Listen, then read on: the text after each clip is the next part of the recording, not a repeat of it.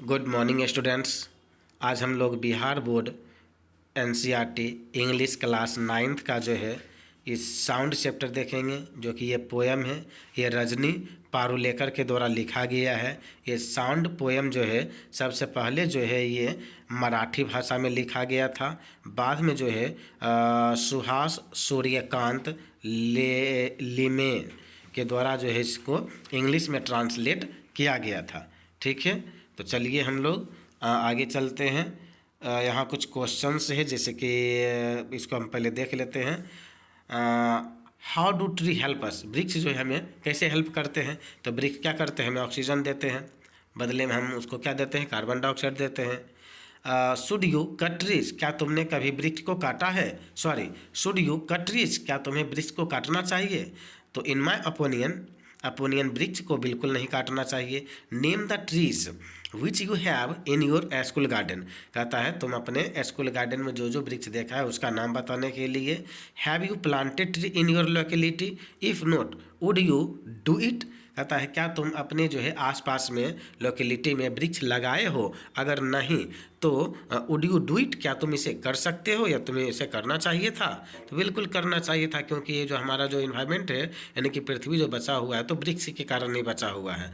अगर हमें पृथ्वी को स्वच्छ रखना है, बैलेंस बना करके रखना है, तो हमें वृक्ष की संख्या को भी धीरे धीरे क्या करना होगा? बढ़ाना होगा। ओके, तो चलिए हम लोग पोएम को स्टार्ट करते हैं। पोएम बिल्कुल छोटा सा है, ध्यान से सुनिएगा। इसमें जो है कवि जो है एक वृक्ष के बारे में जो बता रहा है, वृक्ष किस प्रकार से सैडनेस हो जाता है। हम लोग अपनी ज़रूरत को पूरा करने के लिए वृक्ष को काट देते हैं, तो जब कटा हुआ भाग यानी कि उसका जो जड़ रहता है नीचे रह जाता है और ऊपर वाला भाग कट कर गिर जाता है, अलग हो जाता है, तो दोनों किस प्रकार से अपना जो है दुख व्यक्त करता है उसके बारे में कवि इन कविता डेट मीन साउंड के माध्यम से बताने की कोशिश किए हैं। तो चलिए कविता को स्टार्ट करते हैं। A tree in the woods is hacked. कहता एक वृक्ष को जो है, ठीक है ना, वुड्स मतलब यहाँ पे होता है जंगल में, एक वृक्ष को जो है जंगल में काटा जाता है। ठीक है ना। हैक्ड का मतलब होता है कट और चॉप्ड रफली, डैट मीन्स बेरहमी से काट देना। ठीक है ना। हम सभी क्या करते हैं? अपना ज़रूरत को पूरा करने के लिए वृक्ष को बेरहमी से क्या करते हैं? काट देते हैं। A tree in the woods is hacked, its branch breaking away.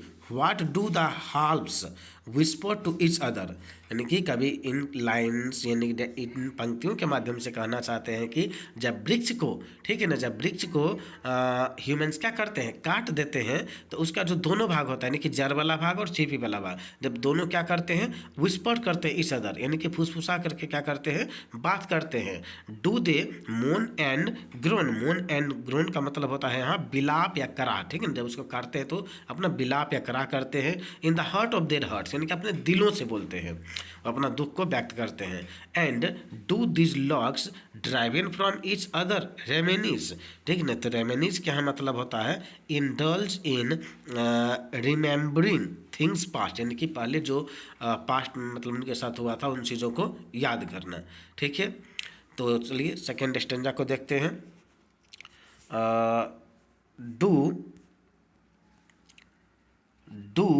They remember how the wind toast them? कहता क्या उनको जो है ये याद रहता है कि किस प्रकार से जो है मतलब विंड का मतलब होता है यहाँ पे तेज हवा, तूफान, उसको जो है उखाड़ दिए थे, हटा दिए थे।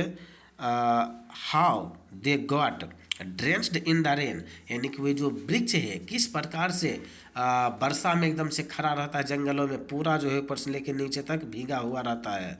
And the blooms in the spring and the fall in autumn, और जब स्प्रिंग का सीजन आता है तो क्या होते हैं? खिल जाते हैं, यानी कि वृक्षों का जो फूल होता है वो खिल जाते हैं। और जैसे ही ऑटोमन डैट मीन्स पतझड़ का मौसम आता है तो क्या होता है? वो फिर से टूटने लगता है, झड़ने लगता है।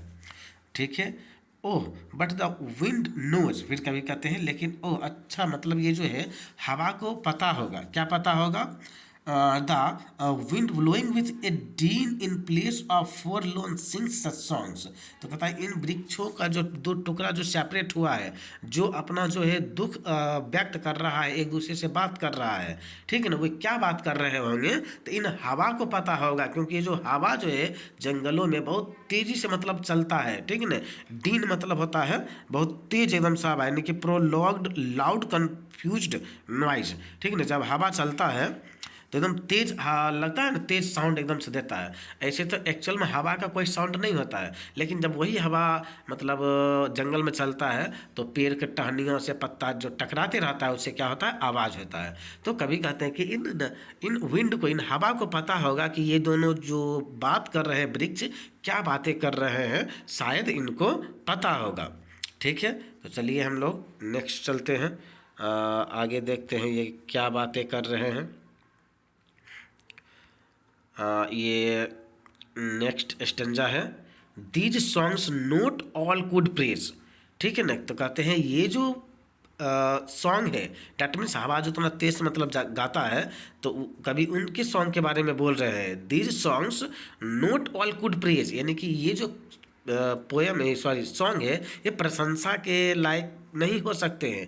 Many a man is blunt, क्योंकि बहुत जो आदमी जो है वो क्या है, ब्लंट है, मतलब ही डजंट इवन सेंस, कहता है यहाँ तक कि उनके पास सेंस ही नहीं है। The agonies got even in simple word, कहते हैं उन मनुष्य के अंदर इतना अहंकार भरा हुआ है कि वो तो सिंपल वर्ड सुन नहीं पाते हैं, मानव का दुख तो समझ नहीं पाते हैं, ठीक है ना। तो वो इन वृक्षों का दुख कहाँ से समझ पाएंगे। What then of this songs they are just sounds, तो कहते हैं तो फिर जो है ये मतलब वो साउंड्स, इस सॉन्ग को कैसे वो समझ पाएंगे जिसमें सिर्फ साउंड है, ठीक है ना। अब ऐसा गाना सोचो जिसमें बोली नहीं हो, सिर्फ धुन हो, ठीक है ना। वैसा गाना जिसमें बोली नहीं हो, सिर्फ क्या रहता है, सिर्फ धुन रहता है। तो अगर हम गाना सुने रहेंगे तभी तो हमको पता रहेगा कि ये जो है उस गाना का धुन है कि, ठीक है ना। अगर बोली ही नहीं रहेगा, सिर्फ समझो ना एक तरह से म्यूजिकल इंस्ट्रूमेंट का मतलब रहेगा, सिर्फ म्यूजिक चल रहा है, उसमें कोई बोल नहीं रहा है, ठीक है ना। तो वो तुमको जब तक पहले उसके बारे में नहीं जानेगा, तुम ये पता नहीं लगा सकता है कि ये जो धुन है किस गाना का है, ठीक है ना। वही कभी बोल रहे हैं कि यहाँ आदमी जो है इतना अहंकार में रहते हैं, एक दूसरे का दुख दर्द तो समझ नहीं पाते हैं, और ये गाना का दुख कैसे समझ पाएंगे। जो वृक्ष जो है अपने दुख को व्यक्त करते हैं इस गाना के माध्यम से, तो वो कैसे ये मतलब ये मनुष्य समझ पाएगा, ठीक है ना, क्योंकि उसमें सिर्फ क्या है, म्यूजिक ही है। तब कभी आगे बोलते हैं, such sounds as would be chop to death, कहता है ऐसे मतलब साउंड का क्या हो जाएगा, डेथ हो जाएगा, अगर confined in the stoke and coils of script, अगर इसको स्क्रिप्ट में डाल दिया जाएगा तो इसका भी क्या हो जाएगा, डेथ हो जाएगा। कहने मतलब जो होता है स्क्रिप्ट अगर इसका गाना बना दिया जाएगा, ठीक है ना, तो मानव के लिए क्या रहेगा, एक समझो तो बकवास तरह से रहेगा, क्योंकि वो सिंपल वर्ड समझ नहीं पाता है। तो फिर इस सॉन्ग का जो है मीनिंग वो कैसे समझ पाएगा।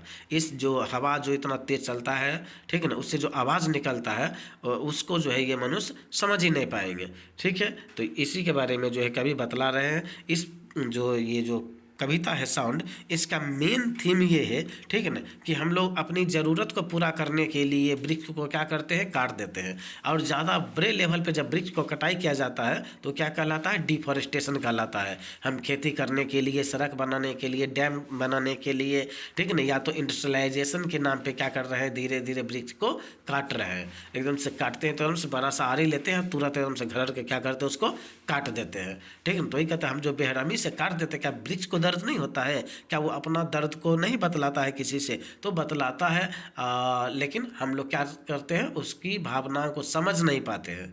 हम अपनी ज़रूरत को पूरा करने के लिए उसको क्या करते हैं, काट देते हैं, ठीक है। तो चलिए मिलते हैं अगले पोएम में, तब तक के लिए नमस्कार।